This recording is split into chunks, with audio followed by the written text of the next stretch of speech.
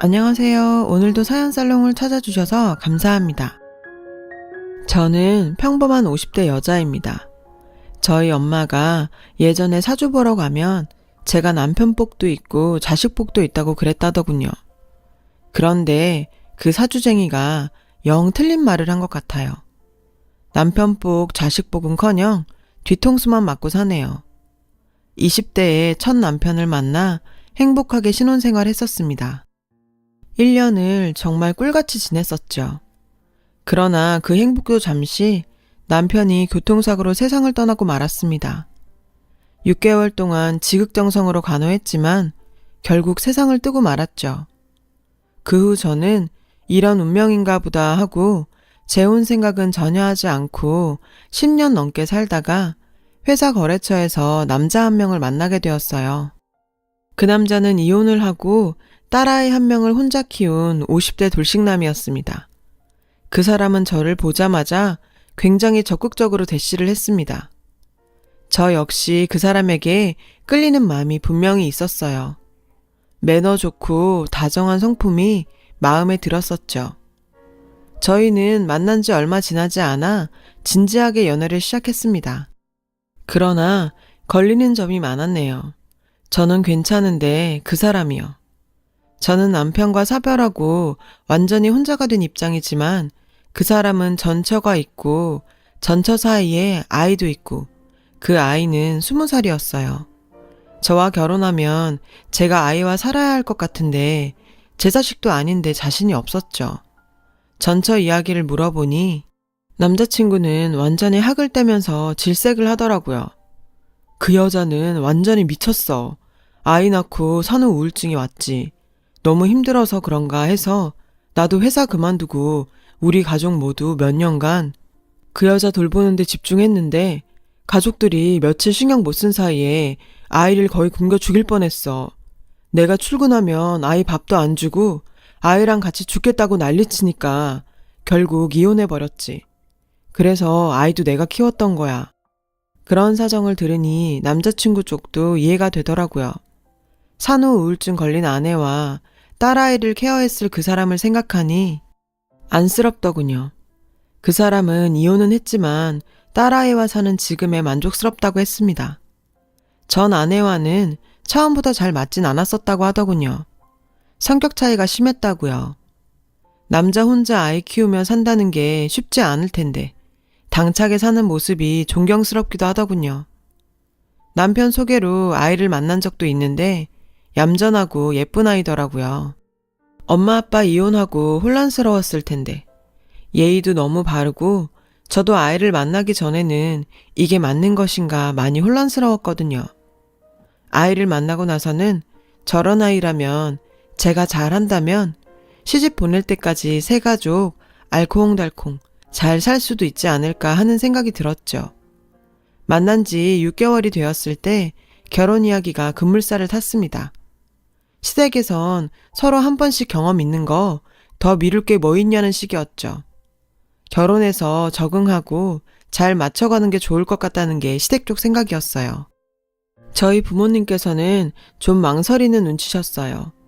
물론 제가 사별을 한번 했지만 아이도 없는데 내가 낳은 아이도 아닌데 다 컸다지만 데리고 산다는 게 쉽지 않을 거라면서 걱정하셨어요. 제가 부모님을 열심히 설득시켰죠.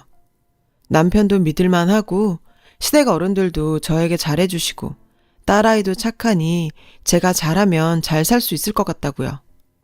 저희 부모님께서도 결국 제게 지시고 말았죠. 둘 다 두 번째 결혼인지라 가족들만 불러 간소하게 식을 올리고 남편 집에서 살림을 시작했습니다. 남자 혼자 살았던 티가 나더라고요. 오시며 집안 살림들이 다 낡고 정리가 안 되어 있어서 저희 집에서 새로 혼수를 싹 해주고 제가 열심히 쓸고 닦고 그렇게 지냈습니다. 결혼하면서 일은 관두게 되었죠. 남편이 벌어오는 돈이 꽤 되기도 하고 남편이 충분하지 않겠냐며 일도 힘들 텐데 그만두라며 저를 배려하더라고요. 그때까지는 모든 것이 순조로웠습니다. 제가 처음에 짐을 싸가지고 들어갔을 때 아이는 공부를 하고 있더라고요. 아이가 낯설었지만 한편으론 그동안 엄마 없이 얼마나 외로웠을까 싶었네요.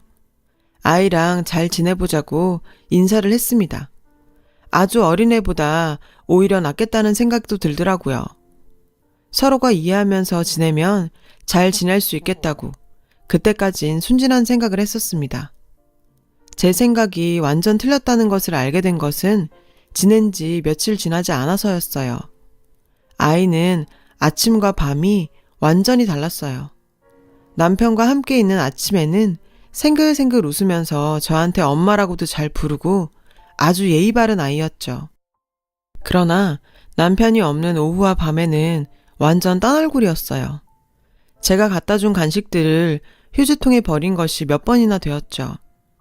아이가 대학에 다녀서 오후쯤 집에 오곤 했는데 제가 갔다 오는 아이에게 인사를 하면 아이는 쌩하니 제 방으로 들어가 버리곤 했습니다. 시집살이도 이보다 고되진 않겠더라고요. 그건 어디에라도 하소연이라도 할 수 있잖아요. 이건 어린애가 그런다고 알리자니 고자질하는 것 같고 시댁 식구들이나 남편은 피가 섞인 가족인데 제 말 믿어줄까 싶었죠. 아이의 열리지 않는 마음에 메일을 눈물로 보냈어요. 다 큰 아이와 같이 사는 거 어려울 거라던 저희 친정엄마 말이 무슨 뜻인지 그때서야 알겠더군요. 아이의 마음을 돌려보고자 최선을 다하기 위해 아이 없는 시간에 뜨개질을 하여 털실모자를 짜봤습니다. 비록 부족한 솜씨지만 아이 머리에 맞춰 완성을 해서 살며시 아이 책상에 두었죠. 제가 계속 노력하면 아이 마음이 돌려지리라 간절히 기도하면서 준 것인데 며칠 후 방을 정리해 주는데 휴지통에서 가위로 갈갈이 찢겨진 모자를 발견했습니다. 그리고 저 보란 듯이 둔 노트도 발견했네요. 그 여자는 마녀다. 우리 엄마가 보고 싶다. 저 여자가 우리 집에서 나갔으면 좋겠다. 제가 아무리 노력해도 안 되는 일이 있는 것 같았어요. 아이 눈에는 제가 자기 엄마와 아빠를 갈라놓은 방해물로 보이는 것 같더군요. 몇 날 며칠을 계속해서 고민했습니다. 제가 과연 이 집에서 아이와 잘 살 수 있을지 너무나도 걱정이 되었어요. 남편은 그것도 모르고 아침에 보는 아이의 모습만 보고는 저와 아이가 잘 지낸다면서 아이에게 칭찬을 하고 저에게도 고맙다고 하더군요. 저한테 아이에게 잘해줘서 고맙다면서 선물도 사다주고 정말 잘해줬어요. 그런 남편에게 차마 아이 때문에 괴롭다는 말을 할 수 없었습니다. 저와 아이가 신경전하고 있는 걸 알면 남편은 얼마나 속상할까 생각하면서 꾹꾹 참았습니다. 아이는 가끔 제 엄마를 만나면서 지내는 것 같더군요. 그것까지는 제가 관여할 부분이 아니라고 생각해서 아이가 엄마를 보러 간다고 할 때도 별 다르게 간섭을 안 했어요. 남편은 저한테 이해해 주어 고맙다고 하더군요. 그러던 어느 날 남편과 둘이 장을 보고 오는데 딸이 웬 여자와 함께 있는 것을 봤습니다. 딱 봐도 친밀해 보이는 것이 저 사람이 남편의 전 부인이라는 것을 바로 알겠더군요. 남편은 인상을 찡그리며 그 자리를 피했습니다. 그쪽에서도 저희를 본 것 같더라고요. 전 부인이 저를 빤히 보고 있는데 무어라 말도 못하고 얼굴만 슬쩍 보고 집으로 피하듯 왔네요. 남편은 아이는 전 부인을 엄마니까 만나지만 자신은 절대 상관이 없다면서 저를 안심시켜 주었습니다. 처음부터 전 부인 있는 거 알고 시작한 관계인데 뭐 어쩌겠어요. 그냥 쓴 웃음으로 넘겼었죠. 넷이 마주쳤던 그날 이후 아이의 생트집은 더욱 심해졌네요. 남편 없을 때 밥을 해서 저녁을 주었는데 짜다면서 바로 싱크대에 갖다 버리더라고요. 찌개가 버려지는 것을 보면서 제가 참고 지내던 인내심도 터져버렸습니다.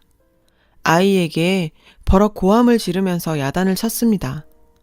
아이는 지지 않고 저한테 마구 쏘아 붙이더군요. 저기요, 이걸 먹으라고 한 거예요? 소금만 들이부어서 먹을 수 없는데 어떻게 먹으란 거예요? 아줌마 입맛이 어떻게 된 거 아니에요? 아님 나한테 일부러 골탕 먹으라고 이렇게 만들어준 거 아니에요? 저는 덜덜 떨리는 마음을 가다듬고 아이에게 훈계를 했습니다. 네가 왜 날 싫어하는지는 알지만 음식 가지고 그러는 거 아니야. 너 먹으라고 정성되어서 한 거야. 너 자꾸 이러면 아빠한테도 그동안 일들 전부 다 말할 수밖에 없어. 아이는 그 순간 눈에 불을 켜고 저한테 마구 욕을 하고 물건을 던지더군요. 갑작스러운 일격에 저는 아이한테 그대로 당하고 있었어요. 20살짜리 아이가 난리를 치는데 제 힘으로는 어떻게 감당이 안 되더군요. 한참 멍하게 있다가 아이가 던진 휴지마리에 머리를 맞고 정신이 들어 아이 손을 탁 잡았죠. 그리고 서로 얼마가 몸싸움을 했는데 하필 그때 남편이 들어왔어요. 아이는 남편을 본 순간 주저앉으면서 펑펑 울더라고요. 정말 황당하게 짝이 없더군요. 남편은 난장판이 된 집을 보면서 이게 대체 무슨 일이냐고 저희를 다그쳤어요. 아이는 엉엉 울면서 새빨간 거짓말을 늘어놓더군요. 제가 국이 짜다고 하니까 엄마가 다 버리고 저를 혼내셨어요. 저는 그냥 너무 짜서 먹을 수 없어서 그런 건데 정말 죄송해요, 엄마, 아빠. 그러면서 비극의 주인공처럼 밖으로 나가버리더군요.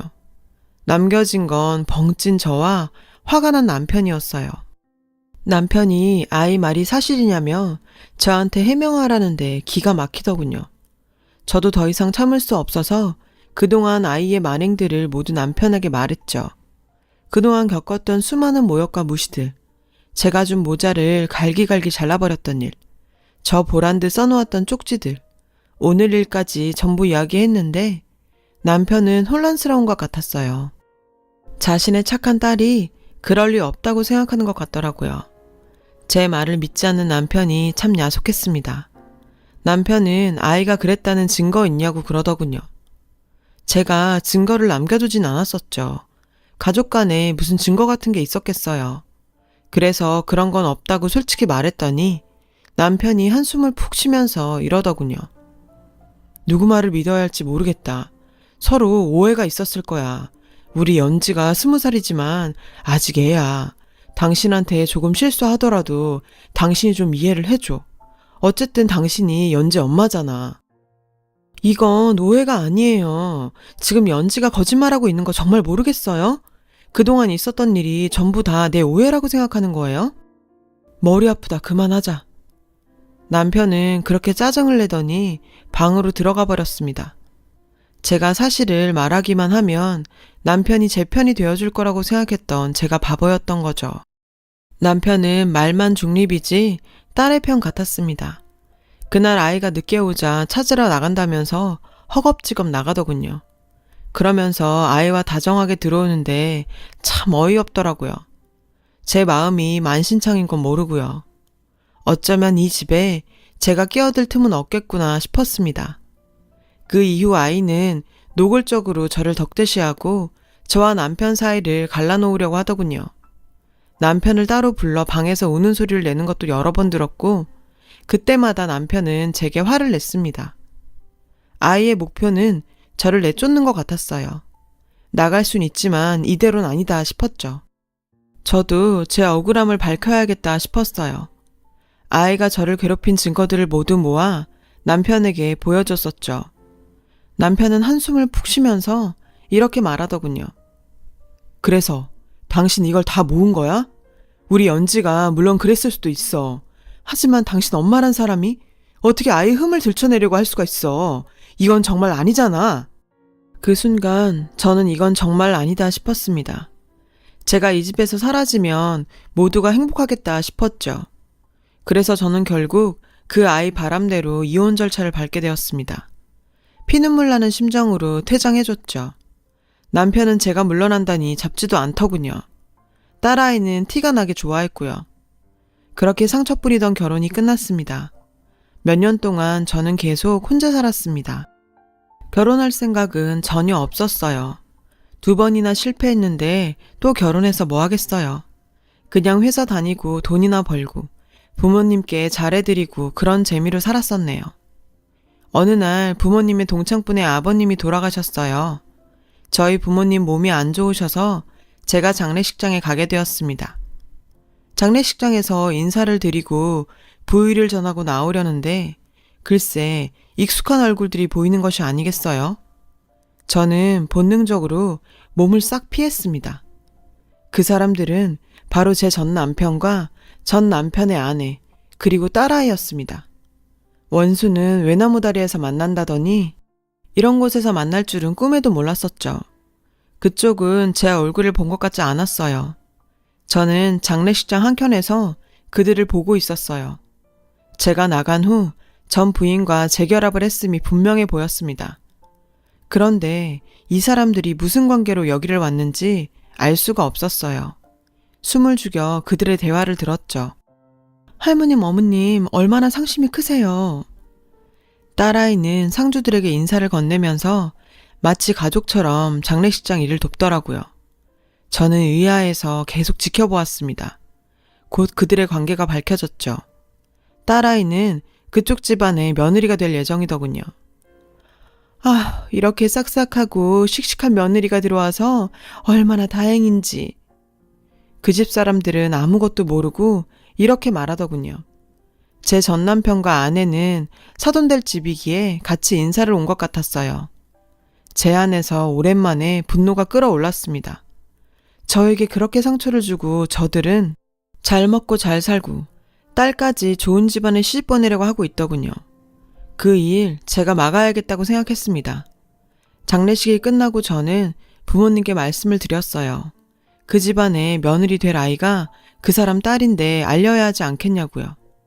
저희 부모님은 놀라면서 당장 친구분께 전화를 걸어 제가 겪었던 일들, 그 집안의 복잡한 속내, 딸아이가 저를 내치려 했던 악행들 모두 다 얘기했어요. 그 집에서는 그 일을 심각하게 받아들였더군요. 그런 일이 있을 줄이야 세상에. 우리는 그저 아들이 좋다니까 시키려는 거였는데 절대 안 되겠어. 그런 아이가 며느리로 들어오면 우리 집에 어떻게 되겠어? 그 집에서는 당장 파혼 절차를 밟겠다고 난리가 났고 저는 10년 묵은 채증이 내려가는 듯 시원하더라고요. 그 일이 그렇게 지나가나 했는데 어느 날 저희 집 문을 누가 두드리는 것이 아니겠어요?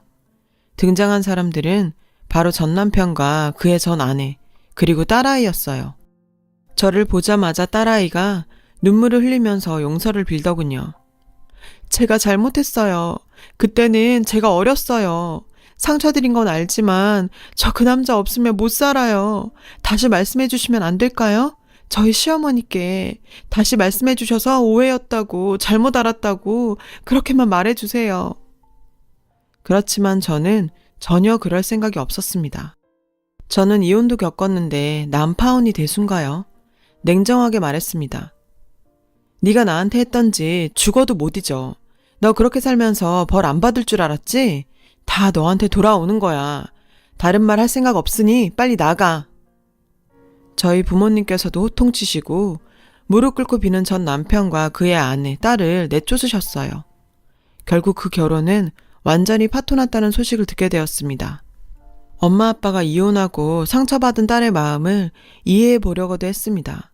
그래서 더 보듬어주고 싶었고요. 하지만 그 투정이 도가 넘으니 인성 문제인 것 같네요. 모든 사람이 같은 상황에 처한다고 똑같이 행동하는 것은 아니니까요. 저를 괴롭힐 땐 어떤 미래가 닥칠지 생각 못했겠죠. 그때 당한 것들을 생각하면 지금도 치가 떨리지만 그쪽도 그쪽 나름대로 대가를 치렀다고 생각합니다. 인생사 자기가 한 짓 부메랑처럼 다시 돌아오는 건가 봅니다. 다시 혼자가 된 지금 저도 이런 일 저런 일 있고 누군가에게 의지하기보다는 제 인생 더 열심히 잘 살아보려고 합니다. 제 긴 이야기를 들어주셔서 고맙습니다. 항상 기쁜 일만 있으시길 바랍니다. 여러분, 사연 댓글에 응원과 현명한 조언 부탁드려요. 좋아요와 구독은 저에게 큰 힘이 됩니다. 오늘도 좋은 일 가득하세요.